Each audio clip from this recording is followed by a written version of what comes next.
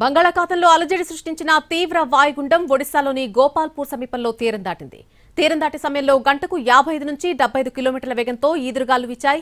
తీవ్ర వాయుగుండం రేపు ఉదయానికి బలహీనపడనుందని వాతావరణ కేంద్రం అధికారులు ప్రకటించారు. తీవ్ర వాయుగుండం తీరం దాటినప్పటికీ ఆ ప్రభావం రేపు కూడా ఉంటుందని విశాఖలోని తుఫాను హెచ్చరికల కేంద్రం అధికారులు ప్రకటించారు. రేపు కూడా ఆంధ్రప్రదేశ్లోని పలు జిల్లాల్లో భారీ వర్షాలు పడతాయని హెచ్చరికలు జారీ చేశారు. తీవ్ర వాయుగుండం తీరం దాటక ముందు భారీ వర్షాలు, ఈదురుగాలులకు ఉత్తరాంధ్ర జిల్లాల్లో జనజీవనం స్తంభించిపోయింది. శ్రీకాకుళం, పార్వతీపురం, మన్యం, విజయనగరం జిల్లాలపై ఈ 3 జిల్లాల్లో కూడా ఈదురుగాలు బలంగా వీచాయి. ఎడతెరిపి లేకుండా వర్షాలు కురుస్తున్నాయి. గాలుల ఉధృతికి కొమ్మలు విరిగిపడ్డాయి, చెట్లు నేలకొరిగాయి, విద్యుత్ స్తంభాలు విరిగిపడ్డాయి.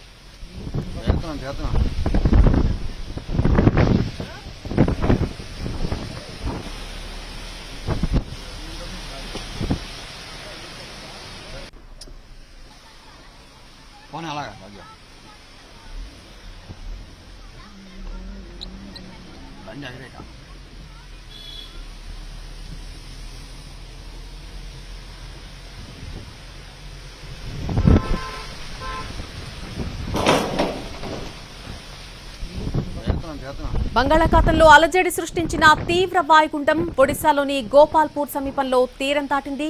తీరం దాటే సమయంలో గంటకు 55 నుంచి 75 కిలోమీటర్ల వేగంతో ఈదురుగాలు వీచాయి.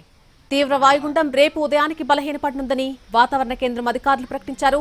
తీవ్ర వాయుగుండం తీరం దాటినప్పటికీ ఆ ప్రభావం రేపు కూడా ఉంటుందని విశాఖలోని తుఫాను హెచ్చరికల కేంద్రం అధికారులు ప్రకటించారు. ఇక రేపు కూడా ఏపీలోని పలు జిల్లాల్లో భారీ వర్షాలు పడతాయి.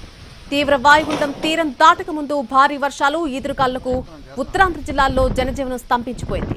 శ్రీకాకుళం, పార్వతీపురం, మన్యం, విజయనగరం జిల్లాలపై ఈదురుగాలు బలంగా వీచాయి. ఎడతెరిపి లేకుండా వర్షాలు కురుస్తున్నాయి. గాలుల ఉధృతికి కొమ్మలు విరిగిపడ్డాయి, చెట్లన్నీ నేల కొరుకుతున్నాయి.